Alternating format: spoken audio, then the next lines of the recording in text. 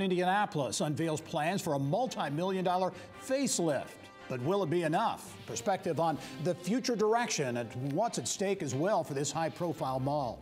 Plus, when Long's Bakery needed help predicting demand for its sinful yeast donuts, it turned to a software development firm, Counterpart.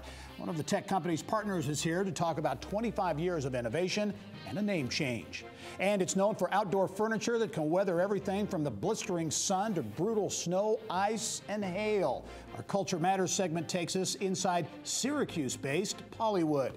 Details on those stories and much more ahead on this edition of Inside Indiana Business. Top a show with music full.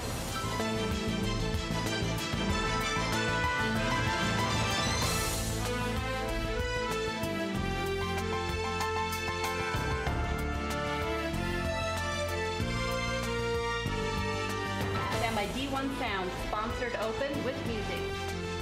Stand by camera 3 with Gary. We're out in 5, 4, 3, 2, dissolve, cue Gary.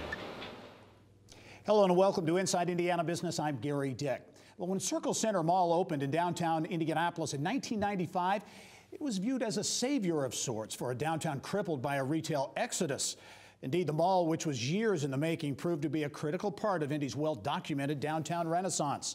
Now, nearly 25 years later, mall owners have outlined what some suggest is a long overdue renovation plan in the wake of store closings and the loss of another anchor store, Carson's. But is this facelift enough? For some answers, let's turn now to Cushman & Wakefield's Executive Director, Bill French, and the Associate Director of the Center for Education and Research in Retailing in the Kelley School of Business, John Talbot. And gentlemen, welcome to the program. Thank you. Welcome. Bill, I'll start with you. The news this week, around midweek, came out, multi-million-dollar facelift to really change the look and the feel of Circle Center. Your take on developments? I'm so excited. This is the time to repurpose and redevelop the mall. Downtown's on such a roll, perfect timing. Is it enough? I mean, you're going to make it look nice and pretty, but there's a lot of publicity, a lot of attention on the Carsons leaving, some other stores leaving. Is a facelift enough? I certainly think it is, because there is such a good location. So many opportunities for a lot of new retailers and new restaurants to come to the marketplace. Circle Center is where a lot of people want to be. Yeah.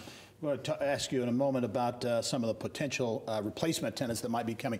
John, as you look at the changing demographic downtown, when the mall opened, there certainly weren't many people living downtown. Right. Convention business continues to be, and even to a greater extent, a big piece of business downtown. But as you look at the demographic on what the mall might become, does it take into account folks living downtown? Well, I would think that this is an opportunity, as Bill suggested. Retail is evolving, and the nature of the entities that occupy shopping centers are changing. And it used to be that folks were entertained by purchasing an object. Today, they're entertained by maybe going to a really nice restaurant, or by working out in a gym, or some other shopping for a Tesla vehicle. So malls are really changing and evolving.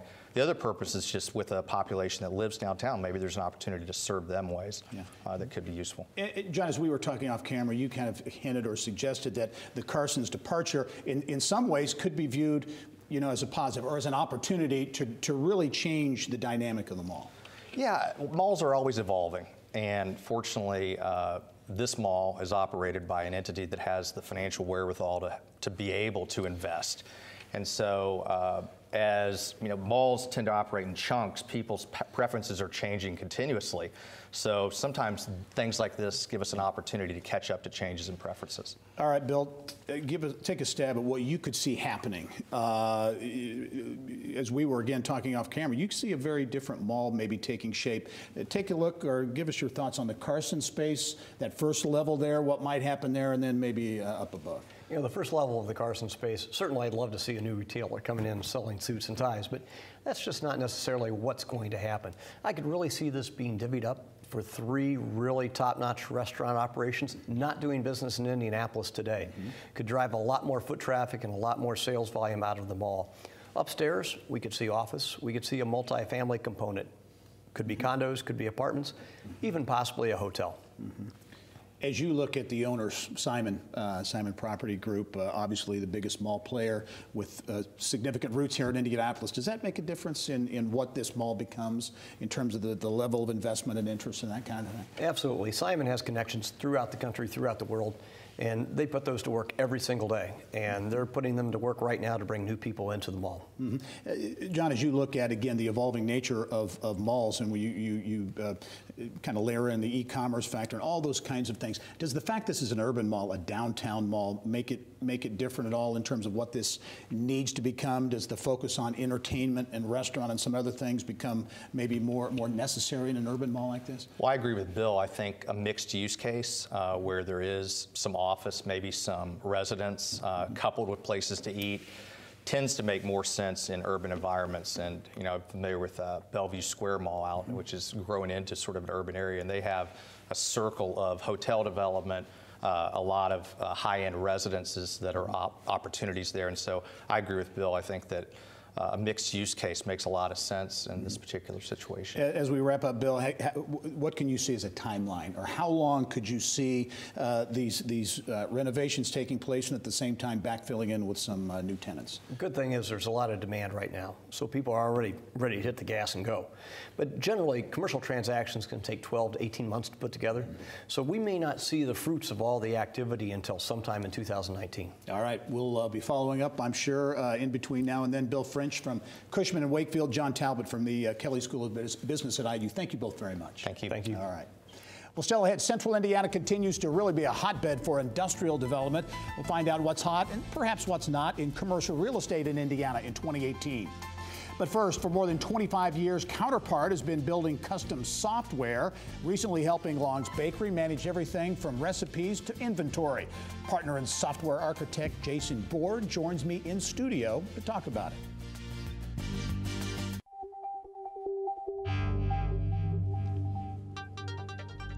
It's time now to go inside innovation, brought to you by DMI.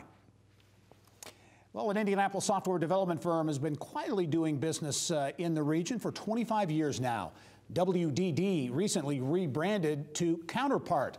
The company's customer base includes big healthcare systems like Community Health Network, local independent businesses like Long's Bakery. And for more on the Counterpart story, let's turn now to partner and software architect Jason Berg. Jason, welcome to the program. Hey, thanks, Gary. Rose-Hulman graduate, right? Rose-Hulman, 2002. Came up from Louisiana to Rose, decided to stay here in Indiana. We're glad you did. Yeah, thanks. But talk about the history, if you will, of the company. Counterpart's a new name, started as WDD 25 years ago. Yeah, our founders are Valausik, Delport, and Davis. 23 years ago, they came out of AT&T Bell Labs. You may have heard of True Vision or Graphic Software Labs. They were the founders of that. Built a software consulting company where we had about 2 customers for our first 15 years. And then over time, we had to grow into more of a true consulting company. And so starting in about 2009, 2010, we've really reinvented ourselves as an outward-facing consulting company, building a partnership with our clients, trying to really reinvent ourselves. And in 2013, myself and 2 employees who all started at the company fresh out of school, we got together and purchased the company from the 3 founders in 2013. And 2 of the founders are still our employees now as software developers and continue to work. Great, and you've remained small intentionally, right? Yeah, when we purchased the company, we were 9. We grew to 20, and that's where we are today. Yeah. At the biggest, we may be 25. We love doing the work we do as a small, tight-knit firm.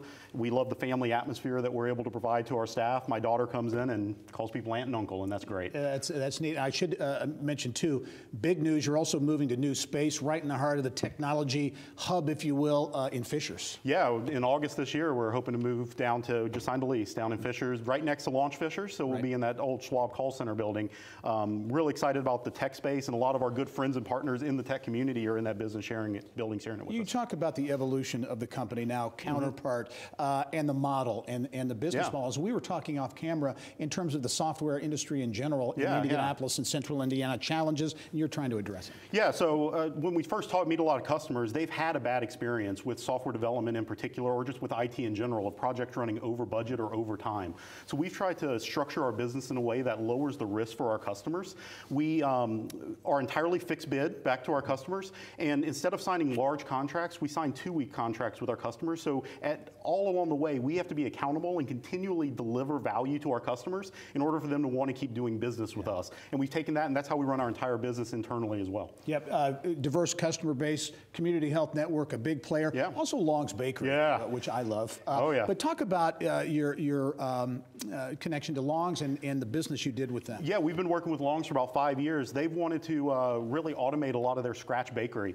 And so we built their point of sale. We work behind the scenes helping on their production line and the making of donuts. And we continue to do work with them, really turning that into a technology center. Who would think, you know, Long's Bakery, cash only, but they have a really robust technology running the scenes. Very quickly, Jason, growth opportunities. How do you look at things going forward? Yeah, so like we talked about earlier, staying small. We're not looking to be big. We're looking to just continue doing what we do better and better and better. And we want to solve really complex technology problems for our clients in the Indianapolis community and just help Indy in general become a better tech hub. All right, Jason Berg with Counterpart.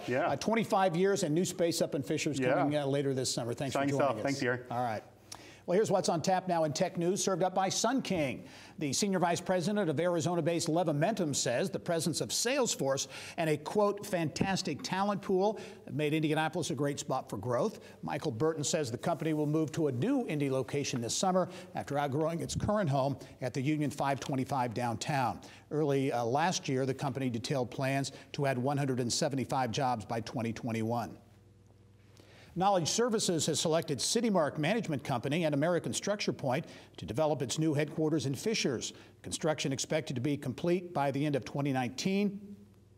Knowledge Services plans to add 400 workers as well by 2021. And more than 100 nominees have been announced for TechPoint's 2018 Mira Awards. A record 200+ applicants for individuals, companies, and organizations submitted in categories including New Startup of the Year, Innovation of the Year, and Rising Star. And for Tech News 24/7, be sure to check out InsideIndianaBusiness.com. Well, still ahead, Pollywood has was created in a garage after two friends realized they could recycle milk jugs into durable outdoor furniture. Our Culture Matters segment will take you inside a state-of-the-art facility in northern Indiana that has helped the company grow to more than 350 employees. But next, Indiana has registered some of the strongest industrial real estate growth in the U.S.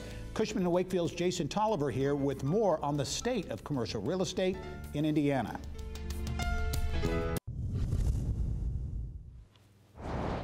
Here's what's happening now around Indiana.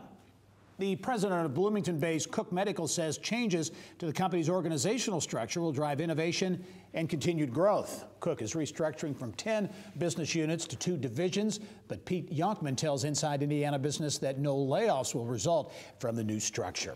Evansville-based Vectren Corporation has announced plans for 2 big projects in southwest Indiana. The utility says the efforts, which include a $900 million natural gas-fired generation plant, will reduce its carbon emissions by 60% over 2005 levels. The president of White County Economic Development Organization says, quote, everything is on the move in terms of business progress in the northwest Indiana county. White County farmers produce more popcorn than any county in the state. And Randy Mitchell says the White County economy bolstered by a manufacturing presence that is tied to about 1/3 of all jobs there. And the president of the Kosciuszko County Economic Development Corporation is retiring. George Robertson, who became the organization's first full-time leader in 2010, will step down at the end of the year. Well, while the industrial market remains very strong, some wonder if retail is dying. Cushman & Wakefield's Jason Tolliver returns for his take on statewide trends in commercial real estate. Jason, as always, welcome to the program. Thank you, Gary.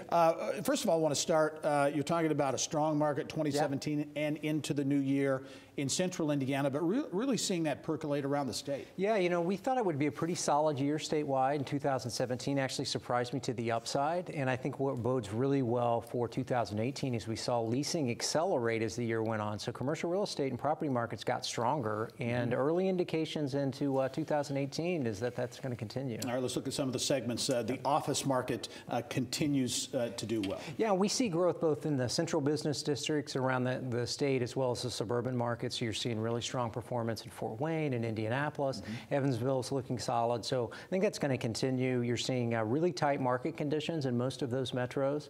And, I think there's some indication that the leasing fundamentals may soften a little bit in 2018, but really positive outlook.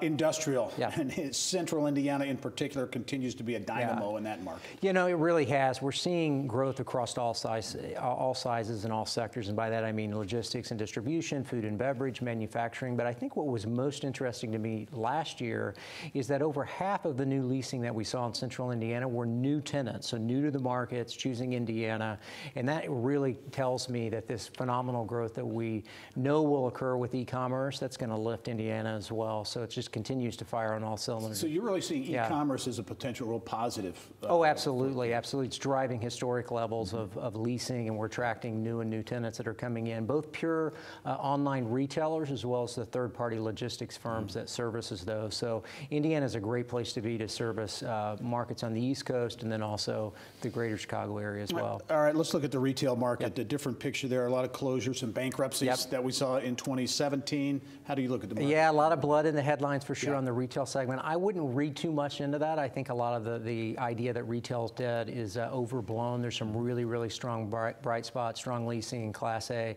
think mixed-use developments are performing phenomenally well.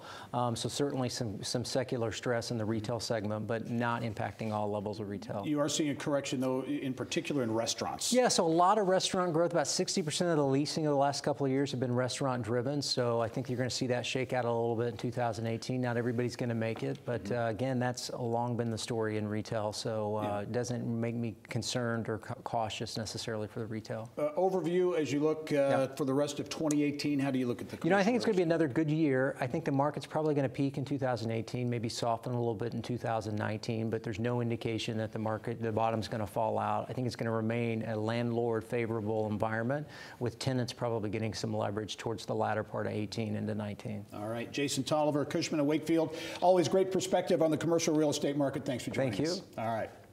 Well, coming up next, Hollywood made a nearly $24 million investment to build a new manufacturing facility and warehouse in Syracuse and also add dozens of jobs. In this month's Culture Matters segment, First Person's Paul Ashley is here to share more about the furniture manufacturer's mission. There he is in our Inside Indiana Business social media lounge. He'll join me next. Well, from the beginning, Hollywood LLC, a manufacturer of outdoor furniture made from recycled plastics, has called the northern Indiana community of Syracuse home. Nearly 30 years later, the company has grown from humble beginnings of just a few dozen employees to now more than 350. In this month's Culture Matters segment, we look at how the company has stayed true to its mission. And joining me now to talk about it, a cool story, is First Person's Paul Ashley. As always, Paul, welcome to the program. Thanks, Gary. All right, Hollywood LLC, fascinating story. They're making lawn furniture, right? Outdoor furniture from recycled milk jugs. Yeah, other recycled plastic product. Last year, 54 million milk jugs exited the system and came into theirs to become these end products. Adirondack chairs being their most popular. About 32,000 of those sold last year and growing. Yeah. They sell through direct to consumer on their website, Amazon, and they also do private label for LL Bean for the last 8 years. Wow. Pretty amazing. Amazing story. Just a couple of entrepreneurs came up with the idea a number of years ago, and it has grown into this. It's grown from a handful of employees, now 350 employees. And they shared headed to 400 by the end of the calendar year because the demand continues to go up. And Doug, their current CEO and president, who was one of the founders, he shared with us it's always been their mission to really help have an ecological impact, but always be focused on people because they knew if they grew their people, they would grow their business. And that certainly is seen when you go up there. Well, let's talk about the culture, because automation and manufacturing is a big piece of what they do there. So training and that attention to training is really important. Yeah, very clean manufacturing facility.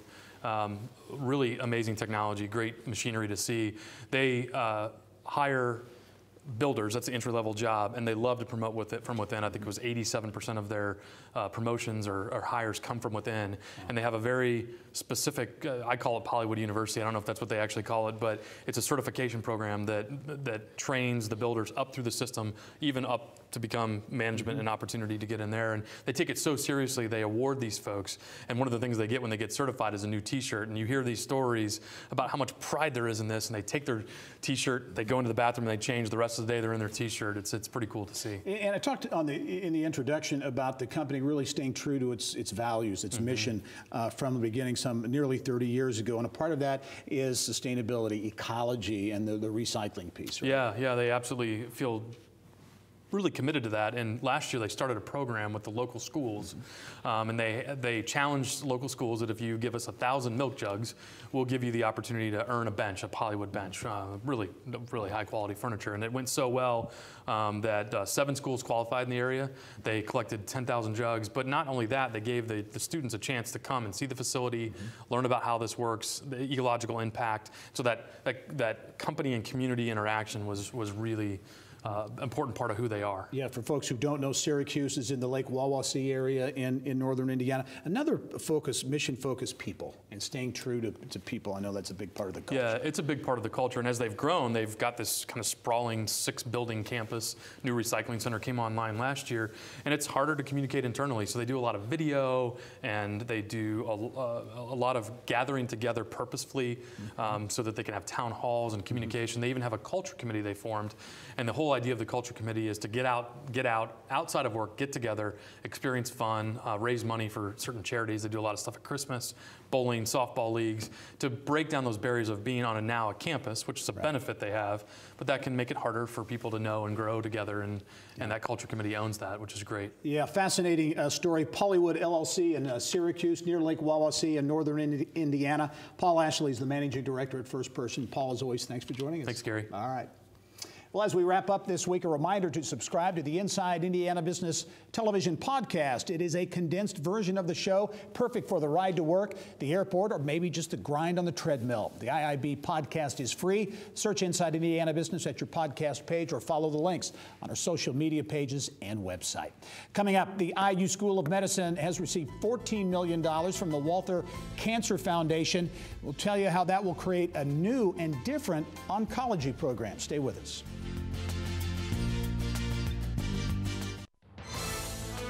Stand by D1 Sound, sponsored open with music. Stand by camera 3 with Gary. We're out in 5, 4, 3, 2, dissolve, cue Gary.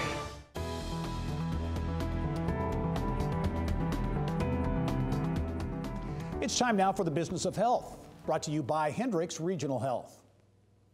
Well, a well-known cancer foundation is investing $14 million to help cancer patients deal with the emotional, psychological, and financial tolls that cancer causes.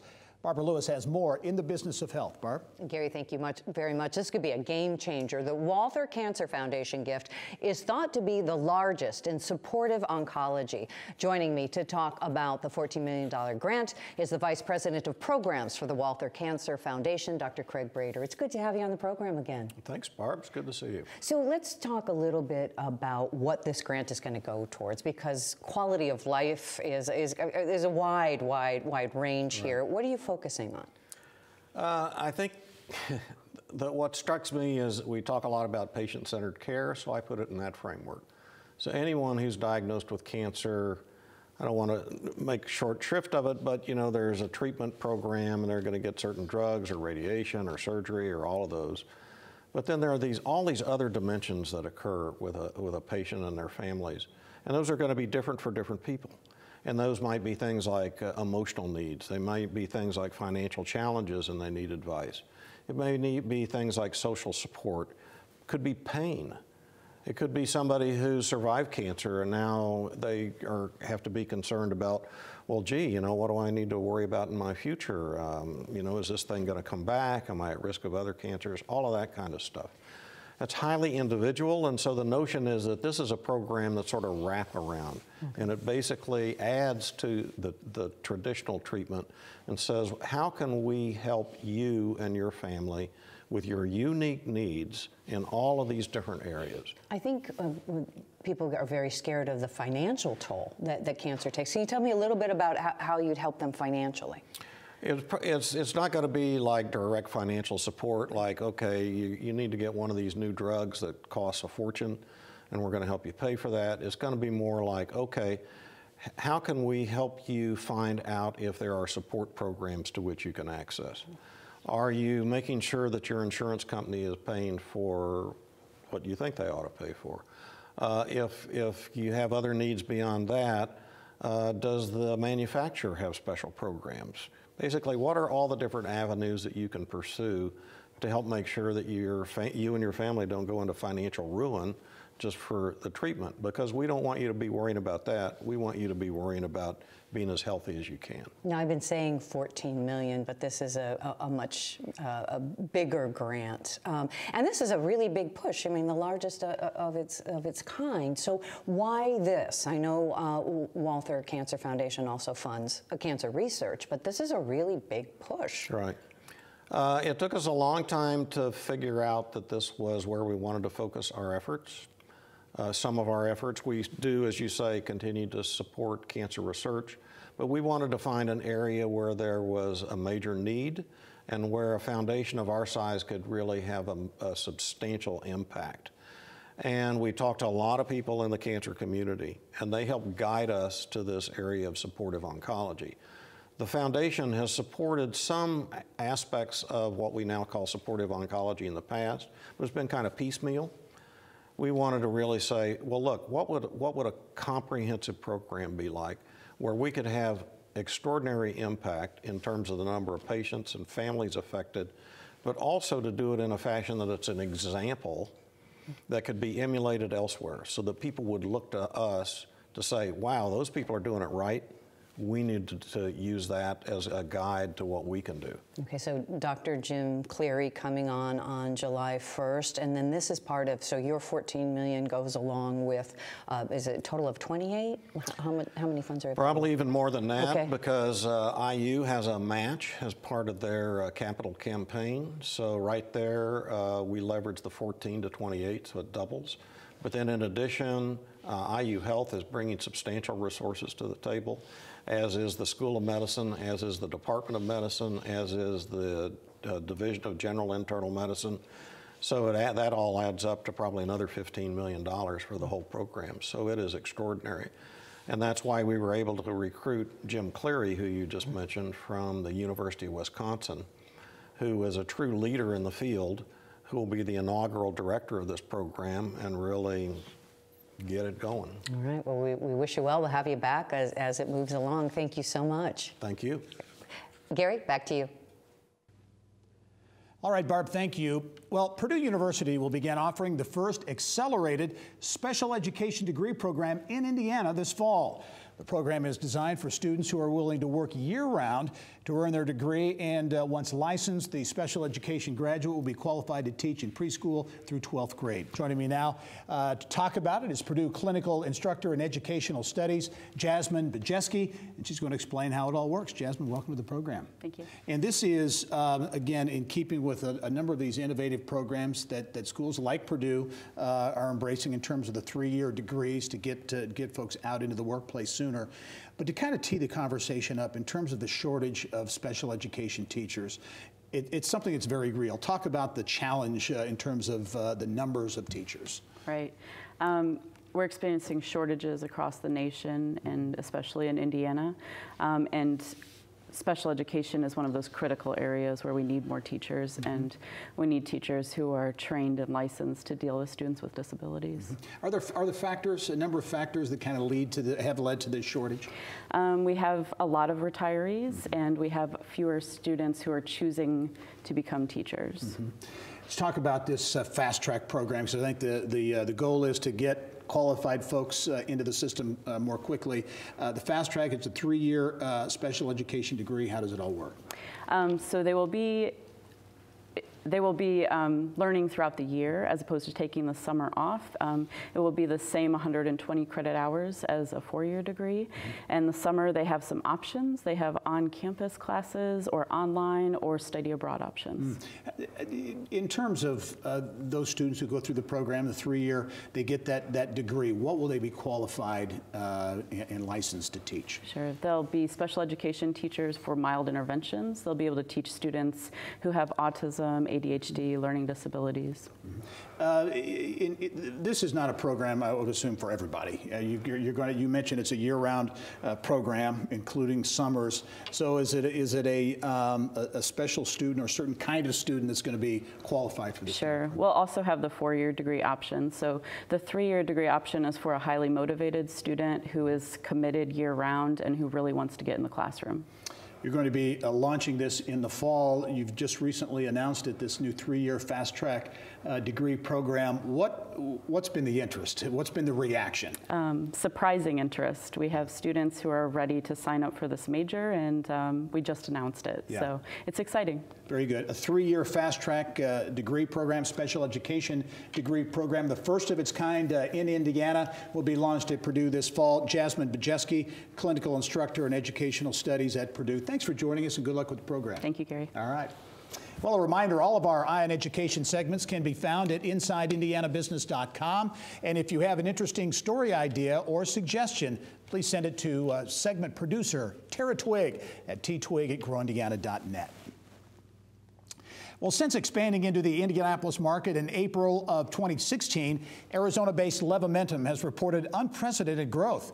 The customer relationship management firm says the presence of Salesforce, coupled with a solid pipeline of talent from the state's colleges and universities, really made Indiana the ideal place to do business. Inside Indiana Business reporter Mary Rachel Redmond has more.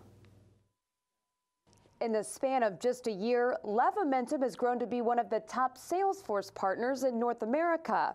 Quite the feat when you consider the Indianapolis office initially started with 1 employee. You get to where we are right now in February, we're almost 40 people here in Indy. We committed to growing to like 175 by 2021, so we're way ahead of schedule here in Indy. We're able to just continue to draw some fantastic talent, and it's kind of exciting, kind of a buzz in the office. Levimentum Senior Vice President Michael Burton tells me the company already has plans to move to a new location in Indy this summer because his team is already outgrowing its space in its home here at Union 525. We're close to Salesforce, we're close to a lot of marketing tech companies that are here in Indy, and it's fueling our growth. From 2016 to 2017, Levimentum's Salesforce business grew 250%. A fact that both Burton and CEO Doug Gilbo attribute to the talent pipeline in Indiana. There are amazing colleges and universities, so it's exciting for us to be able to draw from this young talent that wants to learn to become consultants. It's incumbent on organizations like Levimentum as part of that ecosystem to begin to teach people this craft, and that's at the heart of why we do what we do, is that I want us to have an organization that creates opportunities for the next generation, for vets, for those who might be looking to transform their career in the communities in which we live and serve. And so that's one of the things that's amazing about Indiana, is that they have a vision for how to partner with the private sector. In Indiana, with that support, I can create 2 new jobs in Indiana for every 1 I can create in Arizona. And I tell everybody about, you want to have an opportunity for growth, better check out Indiana. Mary Rachel Redmond, Inside Indiana Business. All right, Mary Rachel, thank you. Well, still ahead, our insiders will sound off on some of the week's top stories. But first, the IHSAA oversees 21 sports. This year alone, more than 160,000 students will compete. But the number of available officials continues to drop. Bill Benner talks with the IHSAA's Assistant Commissioner about how the National Guard might be able to help. That's next. Well, the Indiana High School Athletic Association is facing a number of challenges, and it's not the 410 schools, 21 sports, or 160,000 student athletes it serves. Bill Benner has more in this week's Inside Indiana Sports. Bill. Gary, thanks. And the numbers issues is the number of qualified officials needed to meet the demand that participation requires. That's why the IHSA is looking to form a unique partnership with an organization that features already highly trained, highly skilled personnel here in the state of Indiana, and it's none other than the Indiana National Guard. Here today to discuss this potentially groundbreaking partnership is Sandra Walter, the IHSA Assistant Commissioner. Sandra, you've been a great friend for a long time. It's great to have you on the show. And this could indeed be groundbreaking. Why the National Guard? Why is that such a perfect fit? Good question. I don't know about groundbreaking, but we feel like it might be a very good partnership. Our National Guardsmen are part-time, looking for part-time employment with flexible opportunities, serving their community. Our officiating license would give them just that, and we think we can make it a win-win. And in many cases, they have the right personality traits to become an official. Yeah, unfortunately. And if you're speaking of right personality, you've got a few fans in the stands who will have some comments from time to time, but we think that person from the Guard, those Guardsmen are equipped to handle that. And again, serving their community and working with our student athletes. So you've already done the outreach with the Indiana National Guard, and we're in the preliminary stages of setting this partnership up. You mentioned before we went on the air, the official, and again, getting the right number of officials to serve all the sports you do. But the number one hindrance is not pay, it's not travel, it's not time spent away from family. It's the abuse that they take. It is the treatment from the fans in the stands. You are right. National data shows from our Officials Association that is the number one reason that once you recruit an official, you cannot retain them. What a sad commentary that is in many respects. We're working on that. Yeah. The sports that are in particular in need of officials. Sure. You talk team sports, it's our football, soccer, baseball.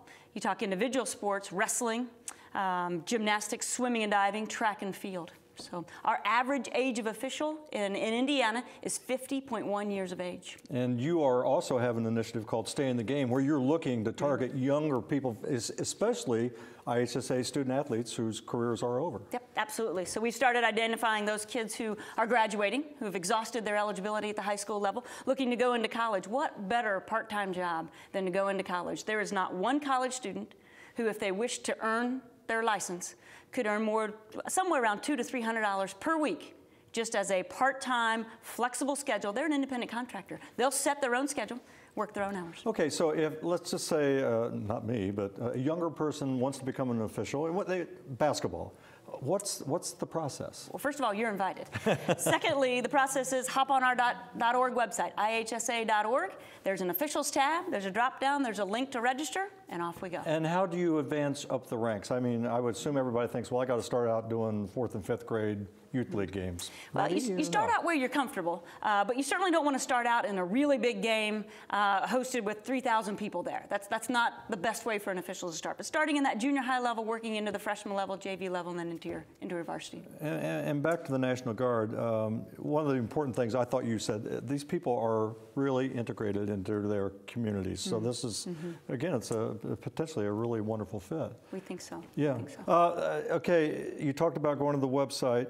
How do you advance as an official? You said you assign mentors and. Yes. So this new recruit initiative, where with the National Guardsmen, for instance, we offer a free license through one of our 24 associations across the state. So just to recruit someone in, to retain them, you've got to hook them in with a mentor.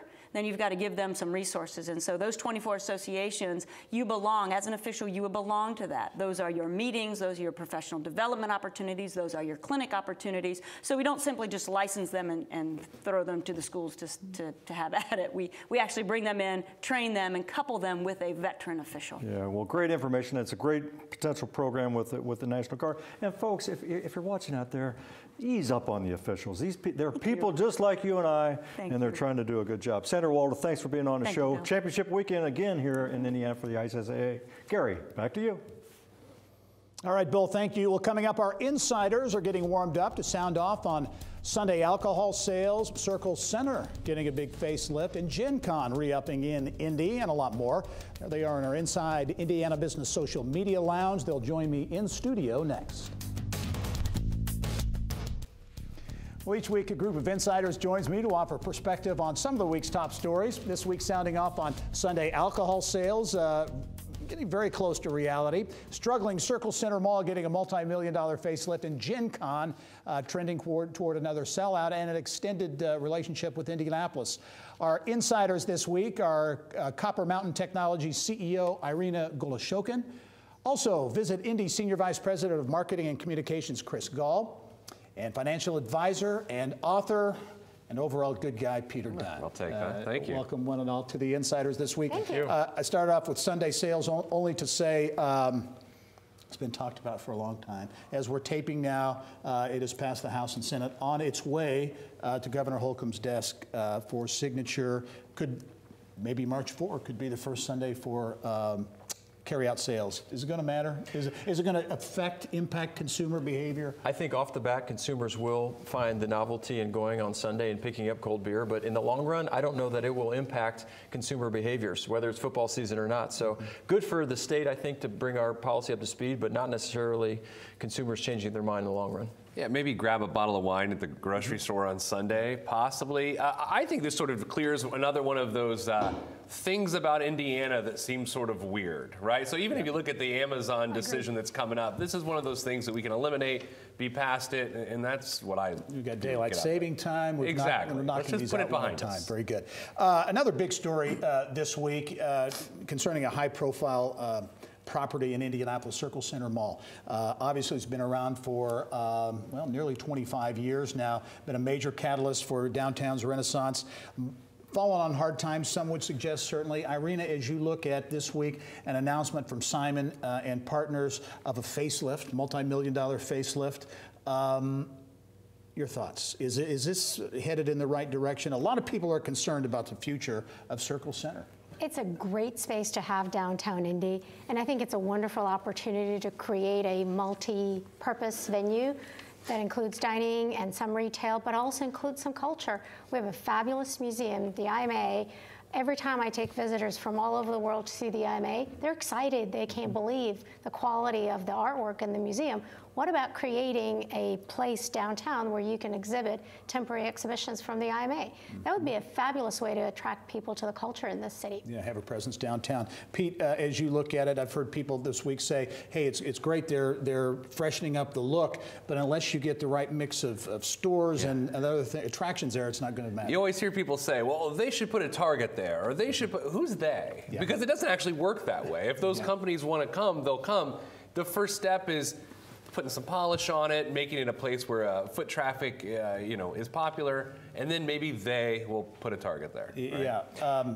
Important venue for the certainly for the convention business for sure, but also as you know, when this mall opened, there weren't many people living downtown. You got a lot of people living, so the demographics have shifted. Yeah, and record-setting visitors. We have more hotels connected via climate-controlled skywalk into that downtown mall. We still see heavy foot traffic. I'm confident that Simon's commitment to the community means they will continue to enhance and reimagine an urban mall, if that's a hotel, if that's shopping or attractions, but we're fortunate that Simon is in the backyard of Circle Center Mall. You know, I was in Orlando last week, and there was a mall, a Simon Mall, with a hotel in it, right? So if that's the direction that malls are going, then by God, let's do it. And it could be connected to the convention center. It was a good footprint. And some have suggested that Carson's leaving, which got a lot of attention, an anchor store, maybe is in a sense a positive because it kind of forces the issue in looking at doing different things there. And department stores are not the most popular retail format anymore. We've moved on. We're talking about Amazon HQ2. And consumers' behavior in beer sales, its shopping isn't necessarily the mall of the future. It could be more attraction than a hotel. All right, shifting gears to Southwest Indiana. Vectren Corporation, based in Evansville, announced some big projects this week, nearly $1 billion in a national natural gas investment, and also a big solar project that they're investing in. So as you look at the investment, again, in solar, alternative green technology, if you will, Vectren making a big play there. Makes me proud. It's great for Indiana to have that kind of technology. It's a good thing. It's a good thing for us in technology world everywhere. Yep. Another big story from a business standpoint, Knowledge Services here in Central Indiana, software company. Joe and Julie Balaski founded the company a number of years ago, have grown from a small number of employees to well over 1,500 employees. moving their headquarters to Fishers. They're not alone. Others are doing it too. A lot of activity there. They announced this week developer and plans to move forward with this brand new shiny office complex in Fishers. Just the latest in a series of developments there. That's a catchphrase. Moving to Fishers, right, in a good way. And Mayor Scott Fadness in his first term, really continuing with big wins. He's thinking regionally. Congratulations. Good for Fishers. Pete, as you look at the evolution of Fishers, I remember we moved to town in a long time ago, '83, so that was a long time ago, but it was literally very little there. Sunblessed was about it. Yeah, I lived there right after college, early 2000, and you would drive out of Fishers to do things. You'd live there and go somewhere else. Now people can stay, and the money can stay there. I mean, in sort of that traditional sense. I think the next 5 years is going to be just massive for Fishers. Yeah. Irina, you talk about the mix in a place like Circle Center and getting that right. I think it's maybe the same in a place like Fishers. A lot going on. You've got corporate relocations there. You've got IKEA and Topgolf. You've got business, those business relocations. You've got traffic issues. You've got all those kinds of things. How difficult? It seems to me it would be a balancing act if you're a Scott Fadness or leadership in Fishers to make sure you get that mix right. Of course it is, and I think traffic and transportation is a big issue for Central Indiana, for all the cities, including Indianapolis and Fishers. That's why there's an effort that I'm a part of regionally to put together a personal mobility network that will help people move around this city, even if they don't have a car. Yeah, and again, that's the future. Talking about that Amazon HQ, that's another piece Absolutely. of it as well. Another big news on the convention side, certainly impacting downtown Indianapolis. Gen Con announced this week they're headed toward another sellout, and also an announcement that Gen Con is extended for another year, right, through 2022, I think. Yep, 2022, the city's largest convention, Safe and Sound. That's not without challenges. They are amidst other major conventions outgrowing the city. That's why we're looking at very carefully another sizable 800 to 1,000 room hotel. But yeah, Safe and Sound, record-setting attendance. This would be 10 years in a row here in Indianapolis. And they'll sell out, but they need some breathing room as it relates to hotels. You mentioned the hotel, and we talked to Leonard Hoops a couple of weeks ago, requests for information out for developers for potential 800 to 1,000 room hotel. Without that, could it be a challenge with big events like Gen Con? Yeah, we have 10 to 12 conventions that are held here annually that are growing out of hotel space. So not only Gen Con, but then you put in other major sporting events. Again, we want to be methodical in how many rooms and where they go, but keeping Gen Con safe and sound is tied to breathing room as it relates to hotels. And it's not just for them, it's other major events and conventions. All right, well, in terms of popularity and growth, TechPoint announced this week the nominees for its annual Mira Awards, kind of the Academy Awards of technology in Indiana.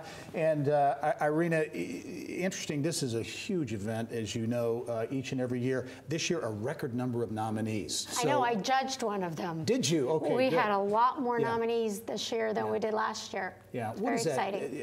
That? Make a statement about technology and innovation.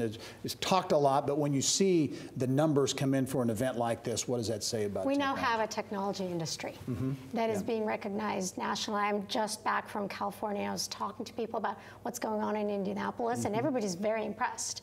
It translates into convenience for everybody. There are direct flights to San Francisco now. Why? Because of technology industry. There's a direct flight to Charles de Gaulle in France. Why? Because of technology industry. We drive a lot of jobs and we drive a lot of growth, and everybody benefits. Yeah, I'll give you the last word on that, Pete, because those things that Irina mentioned, you're right, the nonstop flights, which used to be a huge challenge, that's changed. And I think in large part because of technology. Yeah, and it impacts other people not in tech. As I go to try to get flights places, Salesforce being here, and which was ExactTarget first, that all helps, and these newer companies that are growing, they continue to help as well. All right, Peter Dunn, Irina Goloshokin, and also Chris Gall, thank you one and all for being on The Insiders, and we'll be right back after this. Well, as we wrap up this week, a reminder to subscribe to the Inside Indiana Business Television podcast. It's a condensed version of the show, perfect for the ride to work, the airport, or perhaps the grind on the treadmill. The IIB podcast is free. Just search for Inside Indiana Business at your podcast page or follow the links on our social media pages and website. Coming up next week, a sports-themed fundraising organization expanding with a new statewide version. The co-founder of Brackets for Good will be here to talk about the first Brackets for Good tournament in Indiana. Thanks for joining us this week. I'm Gary Dick. Go out and make it a successful week. Inside Indiana Business with Gary Dick is a production of Grow Indiana Media Ventures with support from WFYI Productions.